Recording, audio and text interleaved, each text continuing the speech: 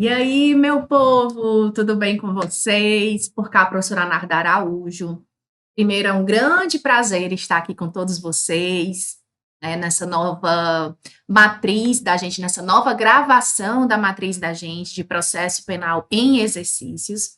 Para quem não me conhece ainda, eu sou professora aqui do Objetivo, tanto de direito penal quanto de processo penal. Sou professora de graduação, pós-graduação também. Sou delegada de Polícia Civil no estado do Ceará e também professora e instrutora da Academia de Segurança Pública do estado do Ceará. Então, para mim, eu sempre costumo dizer que a docência é a minha cachaça, porque eu amo muito a docência. Na verdade, antes de ser delegada, eu fui professora por 11 anos, professora e advogada por 11 anos. E nunca quis e nem quero largar a docência, porque realmente é aquilo que me faz muito feliz, obviamente, junto com a polícia também, que é o que eu sempre desejei, o que eu sempre sonhei. Então, o que eu quero dizer aqui para vocês, e o que eu posso dizer para vocês é que nós vamos iniciar agora uma grande jornada a partir de hoje, né? Que são as nossas gravações aqui de processo penal em exercício, do zero mesmo até o último tópico de processo penal, mas dizer que eu vou dar sempre o máximo de mim para você, porque eu sei, eu já estive aí no seu lugar, eu já fui concurseira, sei como é que é, sei como é a situação, e eu sei como é importante essa entrega por parte do professor também. Então, gente, sejam todos muito bem-vindos. Nós vamos começar nossas gravações aqui em blocos, tá? E eu quero já desde então dizer que eu estou sempre à disposição para qualquer tipo de dúvida. Vou até botar logo aqui o material, até para mostrar aqui no Instagram, tá? Caso você, né, fique com alguma dúvida, tá aí o Instagram, é anarda.araújo. Pode ir lá também, tira qualquer dúvida que você tenha, eu tenho o maior prazer de responder e atender a todos vocês, tá certo? Bom, e aí, então, a gente vai começar a nossa aula, nossas aulas de processo penal, e obviamente a gente começa do zero. E do zero, que eu digo, é do primeiro tópico do índice em processo penal até o último, né? E esse primeiro tópico, gente, as nossas primeiras aulas, elas vão se referir ao processo penal em si, conceito, características, finalidades, fontes e princípios, tá? Então, isso vai ser o que a gente vai tomar de conta nesses nossos próximos blocos, tá bom? E aí, obviamente, é de exercício. Então, a gente vai resolver aqui o maior número de exercícios, mas é claro que também, no decorrer do exercício, eu vou fazer aqui algumas revisões com vocês com relação à matéria em si. Bom, então vamos lá, para a gente não perder tempo, deixa eu cortar aqui para o material. Pronto. E já vamos aí começar, né, as nossas questões. A primeira questão, ela vai dizer: é correto afirmar que o direito processual penal possui como uma de suas fontes formais mediatas? Bom, peraí, antes de qualquer coisa, deixa eu vir, já que é a nossa primeira aula do processo penal em exercícios. Nosso gabarito da tia Narda é um gabarito diferente, que é o gabarito anardiano, tá? Não é esse negócio de amor, beijo baixinho, sei de concursado, não é isso, não. O nosso gabarito, ele leva em consideração aquilo que eu quero que não saia da sua cabeça, que é a matéria, que você vai lembrar para a prova. E qual é a única coisa que a gente pode tentar na vida inteira tirar da nossa cabeça, mas é uma coisa que se a gente levar, a gente nunca mais tira? Chifre, né? Então, do mesmo jeito que o chifre na nossa cabeça não dá nem para desenroscar, assim eu também quero a matéria. Então, como é que é o gabarito? A, diamante. B, de boi. C, de corno. D, de divórcio. E E, de engalhado. Na dúvida que você não sabe nem nada para onde você vai fazer naquela matéria, você vai marcar o quê? C, de corno, por quê? C de chifre, C de corno, porque é uma coisa que todo mundo tem. Então, se todo mundo tem, é muito provável que seja a sua resposta, tá bom? Então, vamos lá. Então, a nossa primeira questão, ele quer que você marque aquilo que possui como uma de suas fontes formais mediatas.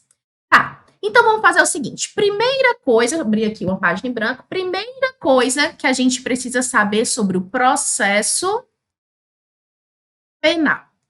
Primeira coisa que a gente precisa saber sobre o processo penal é o conceito de processo penal, né? Então, vamos botar aqui. A primeira coisa que a gente precisa saber é o conceito. E o que é o processo penal, professor? O processo penal, gente, nada mais é do que o exercício do jus puniendi, né?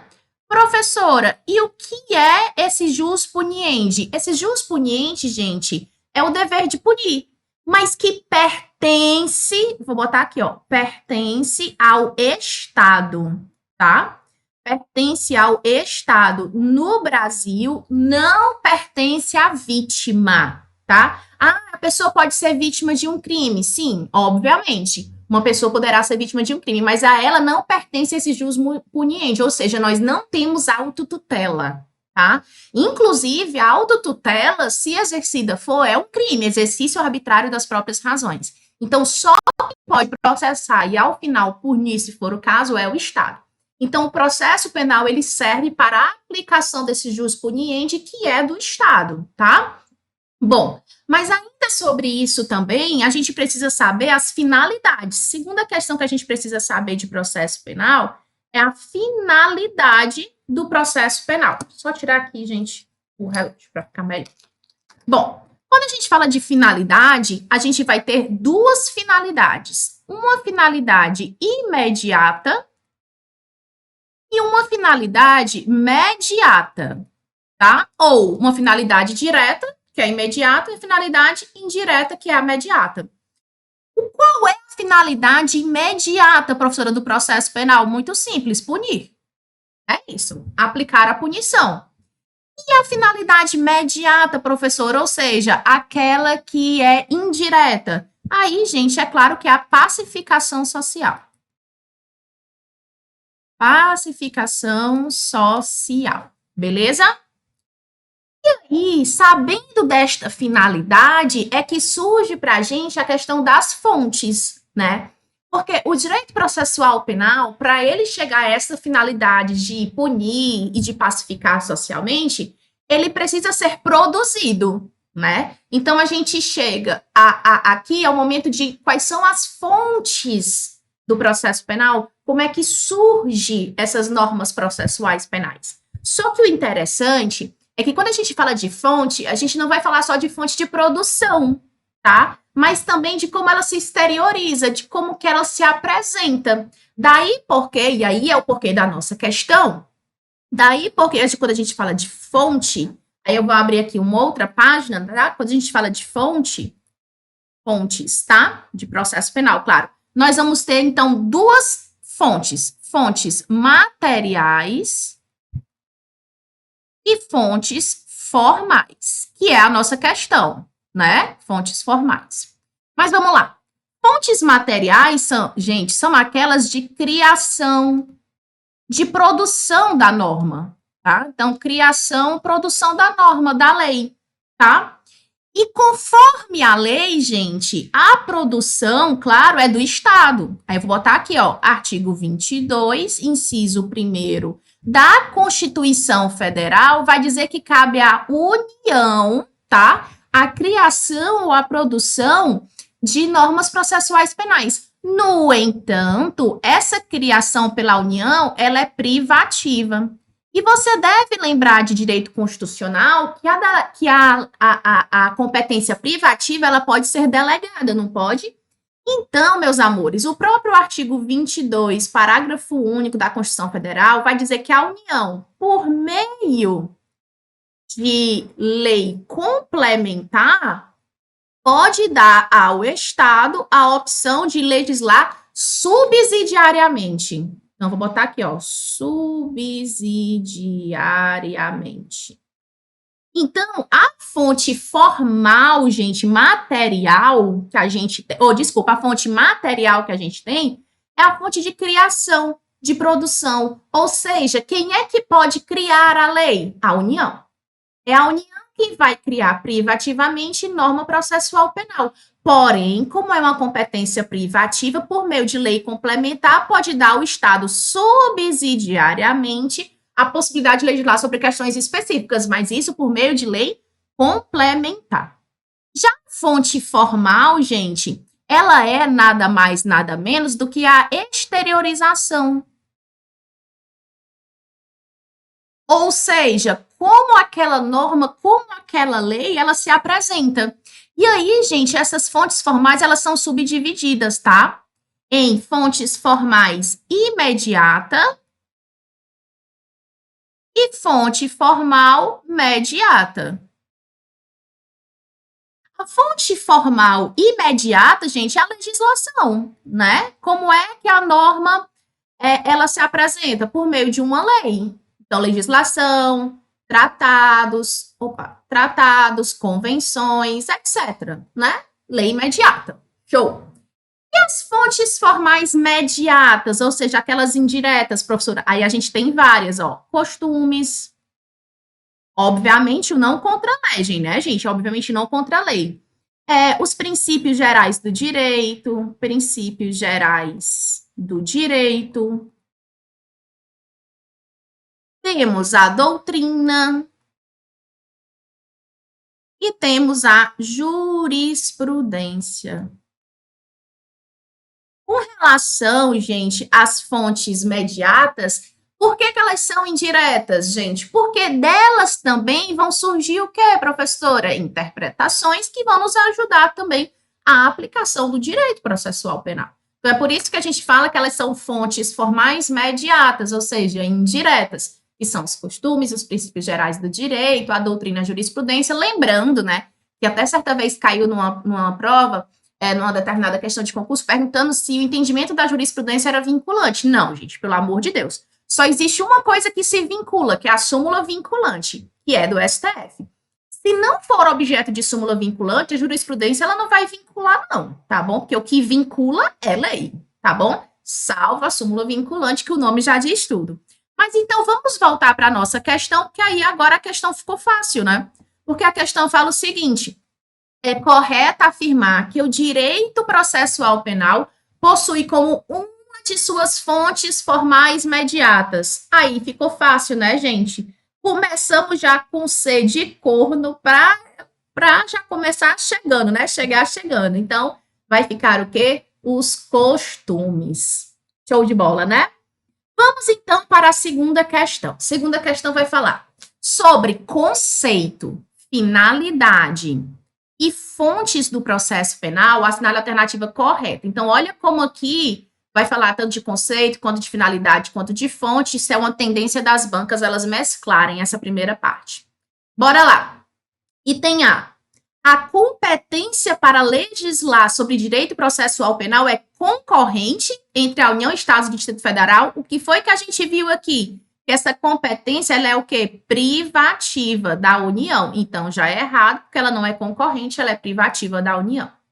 B. Direito processual penal é o ramo do direito público que compreende princípios e normas definidoras de condutas criminosas com previsão de determinada sanção. Gente, aí não vai ser processo penal, né? Vai ser o quê? Direito penal. Se está dizendo que define crime, é direito penal. O que o processo faz é definir as normas processuais. Até vou botar aqui, ó, tirar aqui também para a gente saber que é privativa da União, né? C.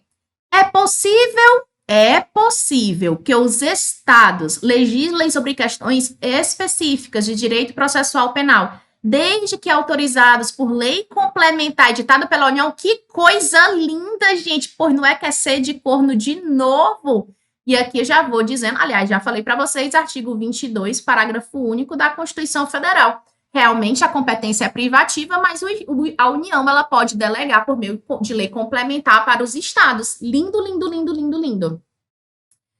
Os tratados e convenções internacionais são considerados fontes materiais de direito processual penal? Não, gente, não são materiais, são formais, né? É como se exterioriza. O direito processual penal é sub-ramo do direito penal, por isso que é chamado de direito penal adjetivo, logo não possui autonomia científica. Gente, pelo amor de Cristo. Não existe isso. Direito processual penal. Quer matar um professor de processo penal e dizer que ele é subordinado ao direito penal. Não, gente, o processo penal, ele não é subordinado ao direito penal. Inclusive, uma das características do direito processual penal, isso é muito importante para você saber, é a autonomia, tá? Apesar dele ser instrumental. Instrumental por quê? Porque ele serve a instrumentalizar também o direito penal. Mas não obstante ele ser instrumental, ele é autônomo ao direito penal, ele pré-existe ao direito penal. Então, muito cuidado, porque nas provas eles tentam confundir essa questão da característica da instrumentalidade e de não ser autônomo. Não é questão de sub-ramo, não. Sub-ramo aqui, gente, é só o direito civil e processo civil, tá certo? Ai, meu Deus, que os meus colegas de civil e processo civil não me matem, né? Mas é sub-ramo, tá? O ramo mesmo é direito penal e processo penal que todo mundo gosta. Vou nem mentir para morrer rica, né? Vamos lá para a terceira questão. A terceira questão vai dizer: fundamento de existência e função de um processo penal acusatório e garantista. Por quê e para que existe o processo penal? Mais especificamente, o fundamento é o porquê, a razão de ser de algo, enquanto a função, finalidade, diz respeito ao para quê. Assim, existe uma relação de prejudicialidade entre tais conceitos. Primeiro se analisa o fundamento para depois examinar as possíveis funções, que devem ser compatíveis com aquela premissa previamente estabelecida. Aí vai dizer de onde que tirou, que é do Vinícius Vasconcelos. A partir de tais lições, em um Estado democrático de direito, o fundamento da existência do processo penal, a sua razão de existir e a sua função são, então ele quer o fundamento da existência do processo penal e a sua função. Olha que questão fantástica. Então, bora lá. Item A. É fundamento do processo penal limitar o poder punitivo estatal e fomentar a política de segurança pública cujo símbolo maior é o direito penal. Bom, gente, limitar o poder estatal tá até certo. Porém, dizer que o símbolo maior da segurança pública é o direito penal está errado, até porque a gente sabe que o direito penal ele é última ratio, ele só se aplica quando nada mais se aplicar, né? Item B. A pacificação social. O fundamento da existência do processo penal é a pacificação social, gente, e autorizar a punição dos infratores da lei através de um procedimento em contraditório. Primeiro que não é não, né? A gente sabe que aqui é o direito de punir. A pacificação, ela é o quê? Imediata. C. A pacificação social já errou por aqui e desvendar a verdade real dos fatos narrados também não. B. Fomentar a política de segurança pública cujo símbolo maior é o direito penal? Não, gente, direito penal é a última ratio. Aí só sobrou o item E de engalhado, né? Mas bora lá. Limitar o poder punitivo estatal. Show, é isso mesmo, a função da existência. E verificar a acusação penal em uma reconstrução histórica a partir de provas produzidas pelas partes. Lindo! Então, de fato, é o item E. Realmente, gente, qual é o fundamento de existência do processo penal, como a gente já viu no bloco de hoje? Querendo ou não, essa questão de proceder à punição estatal, de fazer uma limitação a esse poder estatal de punição, conforme as suas leis. E é óbvio, né, que uma das suas funções, é claro, é garantir que esse processo, né, de punição seja dentro de um Estado democrático de direito, claro, né, observar todas as normas, princípios e regramentos, inclusive no que diz respeito à produção de provas. Então, de fato, é isso. Bora para a quarta questão. Bora lá. A quarta questão vai dizer o seguinte: acerca dos princípios gerais das fontes e da interpretação processual penal, bem como dos sistemas do processo penal, julgue o item que se segue. Bora lá. O Código de Processo Penal, a jurisprudência e os princípios gerais de direito são consideradas fontes formais diretas, gente, do processo penal?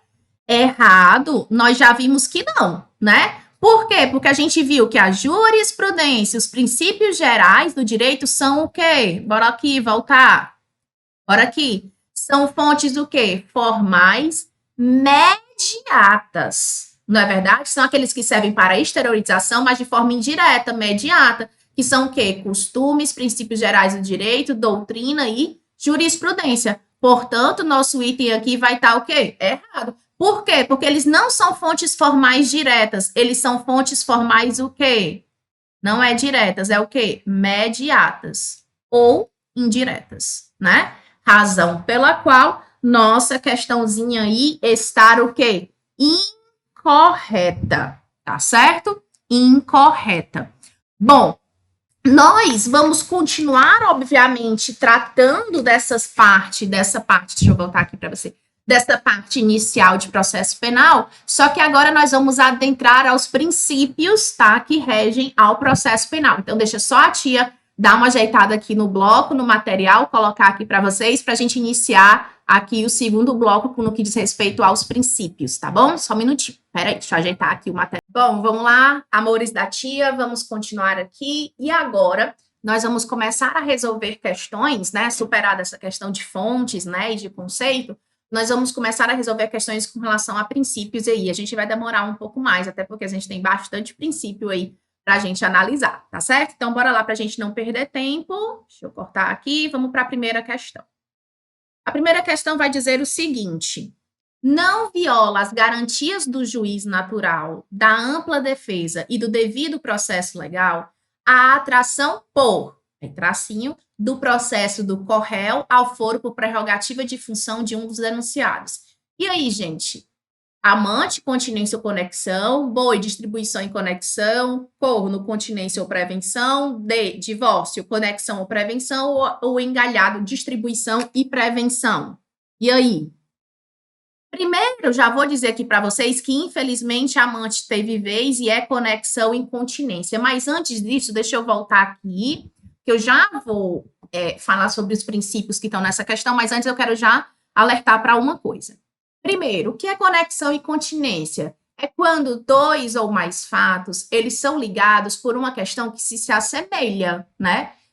Vou dar um exemplo. Imagine que eu querendo, né? Não, vou dar aqui um exemplo que é bem mais certeiro. Imagine que determinada pessoa foi estuprada e depois do estupro morta.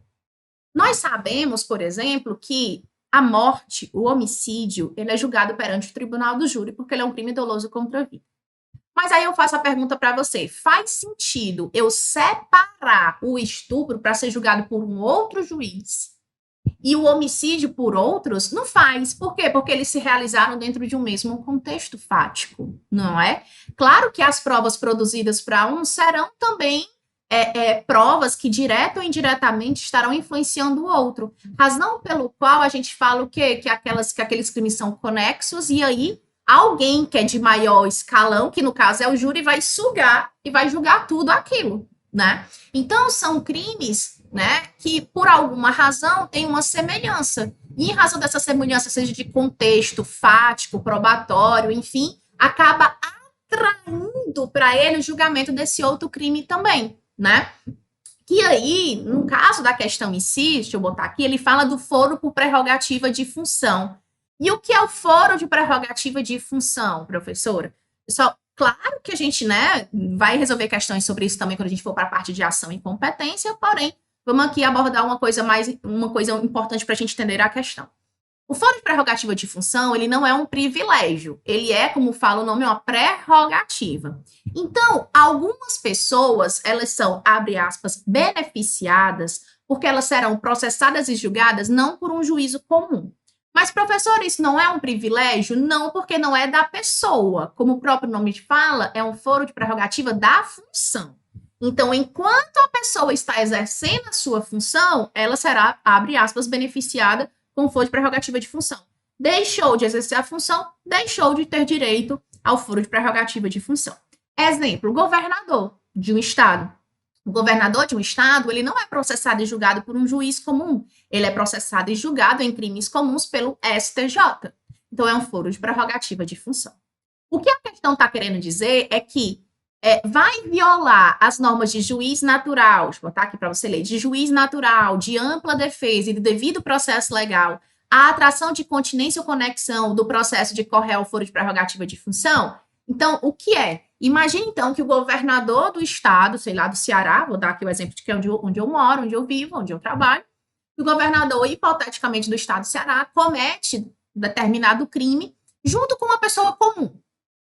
E aí a pergunta que a gente faz é: faz sentido o governador ser julgado em um canto e essa pessoa em outro? Não, faz sentido eles serem julgados juntos. Só que você acha que quem vai ganhar é o STJ ou o juiz comum? O STJ, porque ele tem maior, né? Ele tem maior hierarquia. Então ele vai acabar julgando o governador e também aquela pessoa que praticou como coautor junto com o governador por critério de conexão e continência. E isso não vai violar o juiz natural, nem o contraditório, nem a ampla defesa, né? E nem o devido processo legal. Só que para a gente entender por que não viola o princípio, vamos entender um pouco do princípio? Bora lá. Então, o primeiro princípio aí que eu queria falar para você é com relação ao devido processo legal. Então, deixa eu abrir aqui uma página em branco e vamos para o devido processo legal. Gente, o devido processo legal é um princípio processual penal mais previsto na Constituição Federal. Em que artigo, professora? Então, ele é constitucional, né, professora? É previsto no artigo 5º.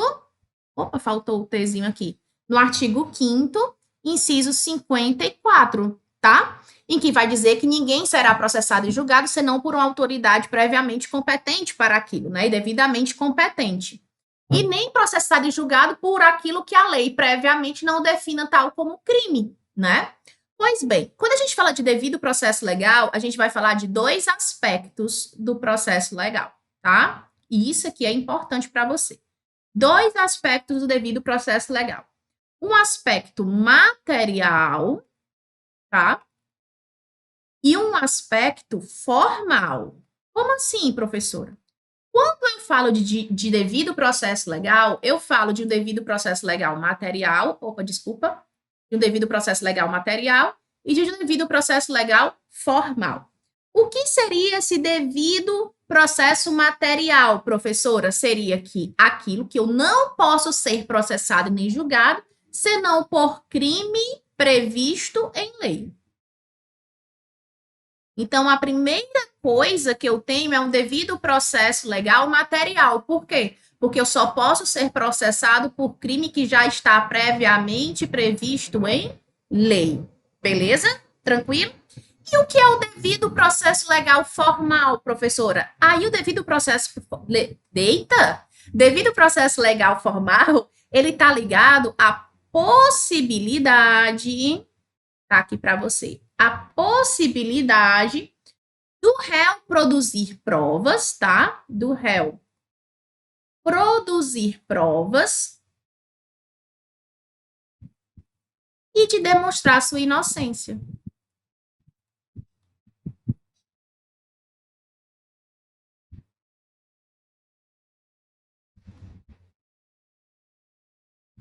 Pois bem, então quando a gente fala de devido processo legal material, se refere a eu não posso ser processado e julgado por crime que não está previsto em lei. E com relação à formal, professora, se refere à possibilidade que o réu tem de produzir provas e de demonstrar a sua inocência. Beleza?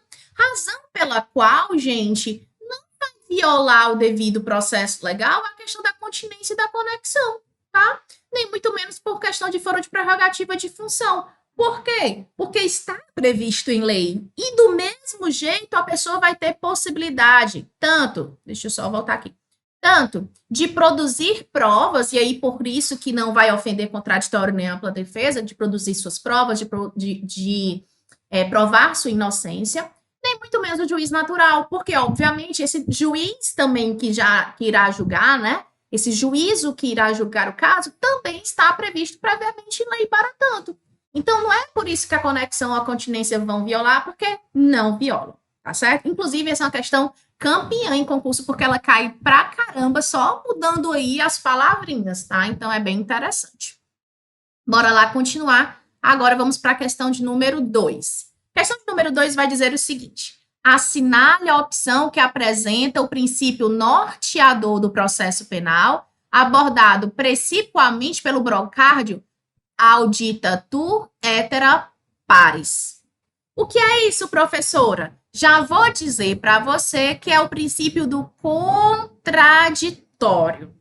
Aí, deixa eu até voltar aqui, ó. Tem muita gente que acerta essa questão falando o seguinte: peraí, professor, eu não sabia esse procárdio, mas eu sei que tinha o inaudita terra pares, que era quando o juiz ele decidia sem escutar a outra parte. Inaudita, ó, lembra de audição, inaudita terra pares. Ou seja, sem escutar a outra pessoa, inaudita, ele decidia.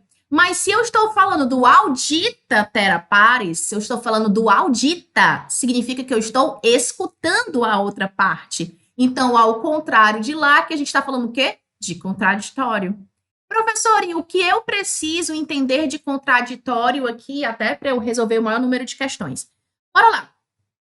Inicialmente, esse princípio do, vou botar aqui, ó, contraditório, ele, obviamente, também está previsto na Constituição Federal. Artigo 5º, inciso 55 da Constituição Federal. E quando eu falo de contraditório, eu também vou ter dois tipos, tá? Eu também vou ter dois tipos de contraditório. Um primeiro tipo, que é o contraditório real, tá? E um segundo tipo, que é o contraditório diferido, que é amado pelas bancas de concurso, tá? O que é o contraditório real? É aquele que é realizado no momento da formação da prova. No momento da formação da prova. Por exemplo, eu vou escutar uma testemunha e aí a advogado de defesa está lá também e ele pode, naquele momento, também fazer perguntas, né? Apartar as perguntas, ou seja, no momento que a prova está sendo produzida. Ou pode também ser um contraditório diferido. E o contraditório diferido ele é feito quando? Após a produção da prova, após a formação da prova. Como assim, professora? Eu vou explicar. Ó, como eu disse para vocês, sou delegada de polícia. Deixa eu voltar aqui. Aí chega para mim um caso em que a pessoa diz que foi lesionada por outra. Eu vou mandar essa pessoa com uma guia para o centro de identificação, que aqui no Ceará chama de PFOS, né? Que é a perícia forense. E aí eu mando para a perícia. E aí o médico, o perito, ele vai fazer todos os exames e vai elaborar um laudo. É nesse momento que ele está produzindo prova, mas você há de concordar comigo que não teve contraditório, porque a outra parte não foi ouvida para o momento da produção desse laudo. Mas isso quer dizer que ela não vai ser ouvida? Não, pelo amor de Deus, ela tem que ser, porque o nosso sistema é acusatório. Então, depois da produção desse laudo, é aberto, obviamente, à outra parte, a possibilidade ali dela contradizer, tá? Então, o contraditório não é que não exista, ele só é diferido, ou também chamado de postergado, tá? Então, a gente tem tanto o contraditório real quanto diferido. Já no que corresponde à ampla defesa, que também está previsto no mesmo artigo e inciso, né? Vou botar aqui. Já no que corresponde à ampla defesa, quando a gente fala de ampla defesa, a gente também vai falar de dois tipos de ampla defesa, tá? A primeira defesa do tipo autodefesa e também uma defesa técnica. Então, quando a gente fala de defesa, a gente fala de dois tipos de defesa, uma autodefesa e uma defesa técnica. Porém, quando a gente fala de autodefesa, isso está ligado, gente, diretamente ao princípio do silêncio, né? Isso é óbvio. Porém, lembre-se que a autodefesa não dá direito à pessoa a silenciar no momento da sua qualificação, nem de mentir sobre quem você é. Então, quando eu pergunto o seu nome, o seu não, Deus me livre, né? Mas quando eu pergunto o nome de um preso, a qualificação, né, a filiação dele, estado civil, endereço, isso ele não pode mentir. Porque isso, sobre a identificação dele, não vai residir a possibilidade da autodefesa através do exercício do silêncio ou até da mentira.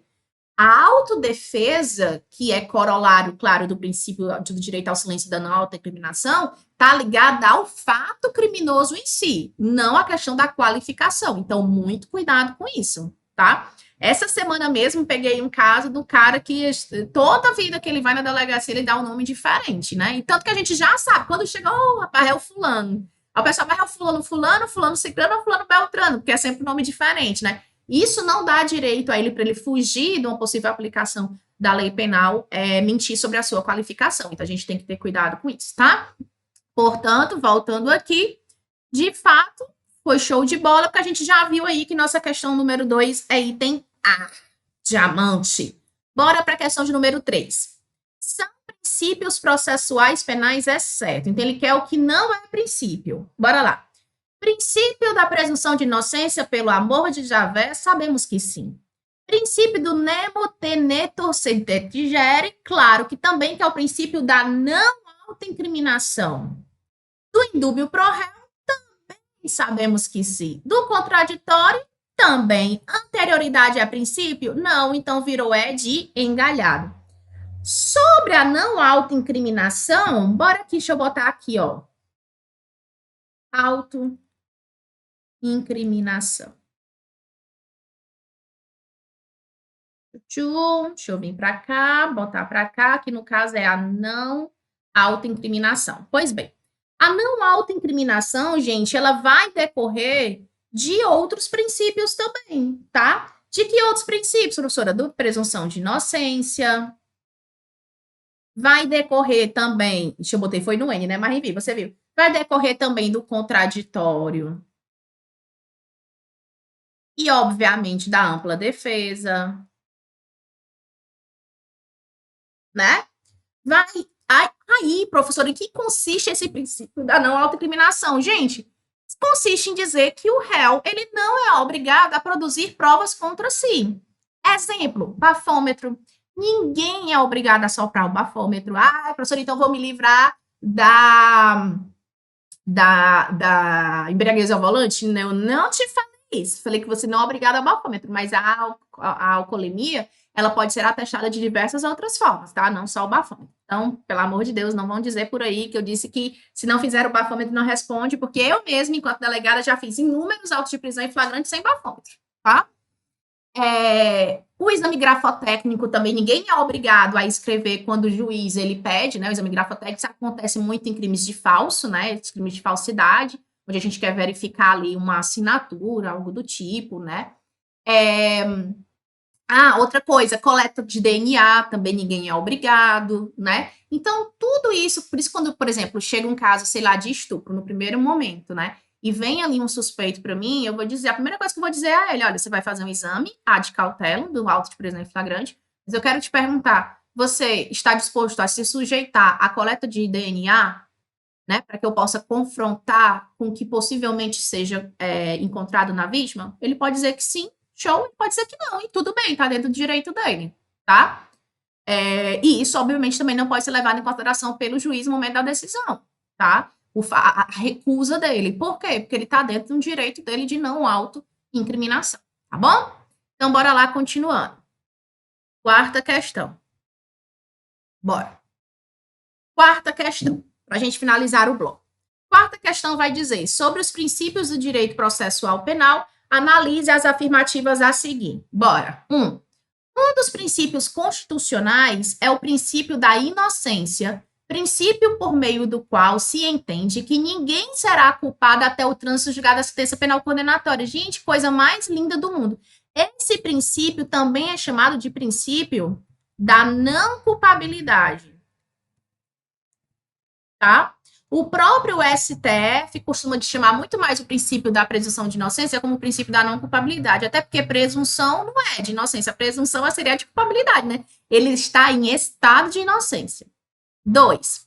A paridade das armas ou o princípio da par condicio decorre do mandamento constitucional de que todos são iguais perante a lei, sendo que as partes devem, em juízo, as mesmas oportunidades de fazer valer as suas razões e tratadas igualitariamente na medida de suas igualdades e desigualmente na proporção de suas desigualdades. Isso mesmo, o princípio da isonomia ou da igualdade. Lindo de morrer. Coisa mais linda.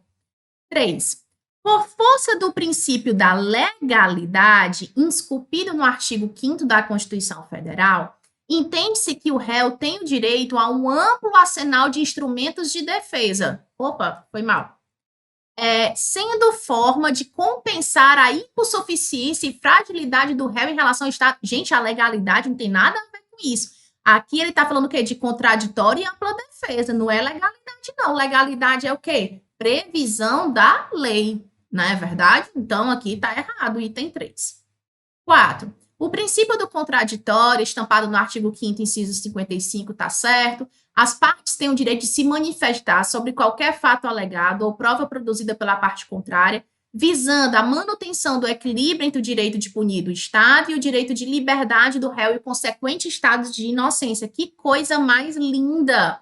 É isso mesmo. Ipsilíteres, o que a gente viu de princípio do contraditório. Então, aqui vai ser o quê? Item B, né? B de boi. Tanto o item 1 quanto o item 2. Então, vamos botar aqui. Item 1 está correto, item 2 está correto, item 3 está incorreto, item 4 está correto. Então, 1, 2 e 4. Não é verdade? Show? Eu acho que dá para resolver mais uma. Bora lá, que essa quinta é rapidinha. Como corolário do princípio do contraditório, é correto afirmar que medidas investigativas que representem grave intervenção em direitos fundamentais dependem de decisão judicial. Isso daqui nada tem a ver com contraditório. Isso tem a ver com cláusula de reserva jurisdicional. Cuidado com questões assim, porque ele pode até te dar conceitos certinhos, só que não se refere ao que ele está perguntando. Ele está perguntando ao contraditório. Bem, o Ministério Público deve ser intimado de documento novo juntado aos atos pela defesa. Pronto. Aí a gente achou, porque aí sim, contraditório, ó, ele tem o direito de contradizer o que foi juntado de novo pela outra parte. C, o réu tem o direito de permanecer em silêncio. Isso aqui está certo, porém não se refere ao contraditório, e sim ao direito ao silêncio. D, o defensor tem o dever de pedir a absolvição do réu em suas alegações finais. Isso nem existe, né? O processo deve ser suspenso se o réu mudar de endereço e não puder mais ser encontrado para ser timado. Isso também não existe, tá certo? Beleza? Mas nós vamos continuar a falar de princípios agora no nosso próximo bloco. Deixa eu só a tia dar uma ajeitada aqui no material que a gente passa para o próximo bloco, tá? Minutinho.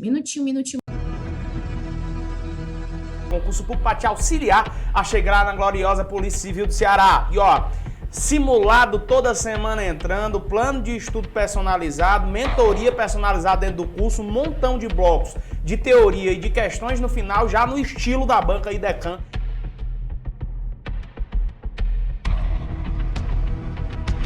Não perca tempo, clique agora em Saiba Mais, entra para o jogo com quem realmente entende de concurso público e vai te ensinar a passar na gloriosa Polícia Civil do Ceará. Bora lá!